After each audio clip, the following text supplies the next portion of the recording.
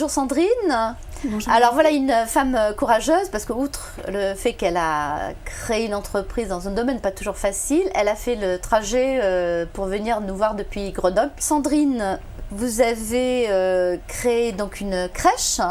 Oui. Et vous êtes allée jusqu'au bout. Je vous laisse vous présenter, puis après je vous demanderai comment vous y prenez parce qu'il y en a beaucoup qui abandonnent en cours de route. Oui. Donc effectivement, c'est une micro-crèche, elle s'appelle Bébé Doux et j'ai réussi à la créer après un très long parcours du combattant, d'à peu près 20 mois. Je suis la première à avoir réussi sur la ville de Grenoble et pourtant des projets, il y en a eu des dizaines avant et il y en a des dizaines depuis aussi. Je pense que je le dois à ma ténacité, à ma persévérance et à ma motivation surtout. Condition essentielle avant de se lancer. Alors, qu'est-ce qui vous a déjà amené je dirais vers ce projet? Quelles étaient vos motivations? Mais le fait de devenir maman, en fait, je suis devenue maman d'un petit garçon qui s'appelle Clément, qui a maintenant 3 ans. Et lorsque j'ai voulu reprendre mon travail à l'arrivée de Clément, j'ai cherché un mode d'accueil de type collectif. J'ai cherché pendant 4 mois, j'ai pas trouvé. C'est dramatique. J'ai trouvé à la dernière minute un mode complètement dégradé que j'ai pris, qui était une micro-crèche à l'autre bout de la ville par rapport à où j'habitais.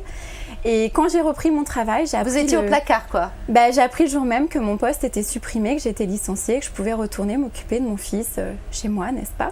Oui, mais voilà, normalement c'est comme ça que ça se passe.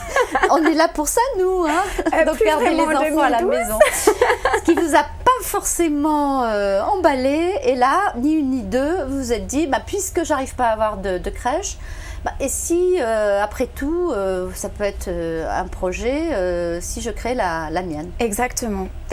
J'ai adoré le concept de micro-crèche dans lequel Clément était et je me suis dit, mais c'est ça, c'est vraiment ça qu'il faut. Je veux aider les autres familles qui, comme moi, cherchent une place pour leur enfant et n'en trouvent pas.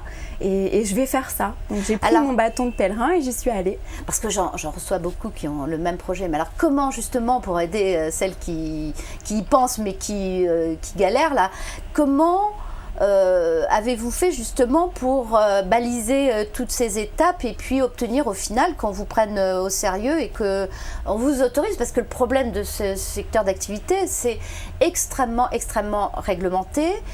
Et puis en plus, généralement, c'est un domaine un peu comme les services à la personne qui est très associatif. Donc on a des conditions d'exercice qui sont complètement différentes. Donc comment vous avez fait vous pour aller jusqu'au bout, le couteau entre les dents? Moi j'ai envie de dire déjà, j'avais la chance d'avoir un mari formidable et extraordinaire avec lequel on a dès le début porté l'idée, porté le projet et qui a toujours été là, toujours dans les hauts, dans les bas, dans les moments où il fallait relever les manches pour faire les peintures. Très important le soutien l'entourage, familial. c'est la clé de succès numéro 1, je dirais.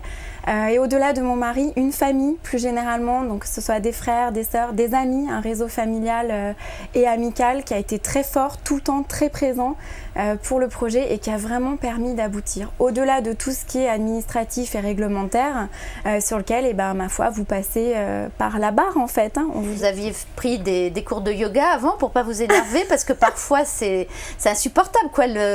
Quand on est pris on n'avance plus quoi. Donc quand on est pris dans ce système là où on a l'impression qu'on fait un pas en avant et 3 en arrière parce qu'à chaque fois il y a quelque chose de nouveau qu'on vous a pas dit la fois d'avant. Comment on arrive à supporter tout ça? En étant entouré, je pense que c'est vraiment la clé. On arrive à le supporter et puis parfois honnêtement on est bas, on a le moral dans les chaussettes, on n'en peut plus, on a envie de tout envoyer balader. On se dit allez laisse tomber, on va pas y arriver. De toute façon ils veulent pas donc ça marchera pas. Mais donc on va les attaquer autrement. Voilà, et la volonté, l'envie et le fait d'en être convaincu. Moi j'ai toujours été convaincue du projet que je portais et j'étais sûre qu'il aboutirait, j'en ai jamais douté. Après c'était une question de temps et le temps c'est pas toujours mon meilleur allié. Et alors comme ça vous suffisait pas de porter ce projet, vous avez porté un nouveau bébé juste en même temps. Exactement, donc j'étais enceinte de ma fille lorsque je portais le projet de Bébé Doux et mes 2 jumelles sont nées à 3 mois d'intervalle, ma petite fille d'abord et mon entreprise dans la foulée. Au moins vous saviez où la mettre, vous aviez pour le coup la crèche pour l'accueillir. Exactement, mes 2 enfants ont eu la chance de fréquenter Bébé Doux. Clément maintenant est à l'école et Lilou a fait ses premiers pas chez Bébé Doux. Pour moi, c'est un signe de la vie. Et est-ce que vous avez trouvé facilement le personnel qualifié pour s'occuper justement des enfants? Alors le recrutement a pris beaucoup de temps parce que je savais précisément qui je cherchais, donc quel profil je cherchais, quelle personnalité, et du coup j'ai passé beaucoup de temps. Donc ma responsable technique a rejoint le projet très tôt en amont, bien avant que l'entreprise soit créée, et avec elle on a recruté les 2 autres personnes. On a pris le temps et on a trouvé des perles, et sincèrement aujourd'hui Bébé Doux fonctionne et rayonne parce que mon équipe est vraiment faite de perles. Donc c'est parce que elles ont aussi une bonne patronne, si on peut utiliser l'expression, et qui leur transmet le plaisir, ça se voit sur votre visage, et la joie au quotidien. Je crois que c'est très, très important. Alors je suppose que le modèle est duplicable et ça ne m'étonnerait pas que vous soyez sur un nouveau projet. Voilà, c'est ça. Donc j'ai déposé la demande d'ouverture de la 2e structure Bébé Doux, toujours à Grenoble, depuis un petit mois. Et c'est peut-être plus facile quand on a l'existant et qu'on peut montrer ce qu'on a fait et que... Mais en tout cas, je l'espère. Donc le temps va nous dire si je mets autant de temps. On refera l'interview dans un an pour vérifier. Mais j'imagine, ça devrait théoriquement aller plus vite, d'autant que maintenant on a la capitalisation de tout le savoir-faire et puis de tous les retours positifs que les familles ayant fréquenté Bébé Doux peuvent maintenant communiquer. Quel est le nerf de la guerre dans ce secteur, justement, parce que c'est vrai que les femmes naturellement ont envie de s'occuper d'enfants, donc beaucoup ont des projets dans ce secteur. Donc quel est le nerf de la guerre? Qu'est-ce qui vous paraît le plus important? Le plus important, c'est d'avoir un projet pédagogique qui soit vraiment structuré, parce que quand on accueille un enfant, c'est pas comme on vend des pommes de terre, sans vouloir réduire ce qui peut être fait par ailleurs. Je dirais il faut vraiment avoir une vision de ce qu'on veut faire, ce qu'on veut transmettre à l'enfant, comment on l'accompagne, dans quel cadre, avec quelle méthodologie, quelle pédagogie. Et pour nous, c'est vraiment le pilier, c'est ce qui fait qu'on vient chez Bébé Doux et qu'on ne va pas ailleurs. Jusqu'à l'âge de 3 ans, donc. C'est ça, jusqu'à l'entrée en petite section de maternelle. Oui.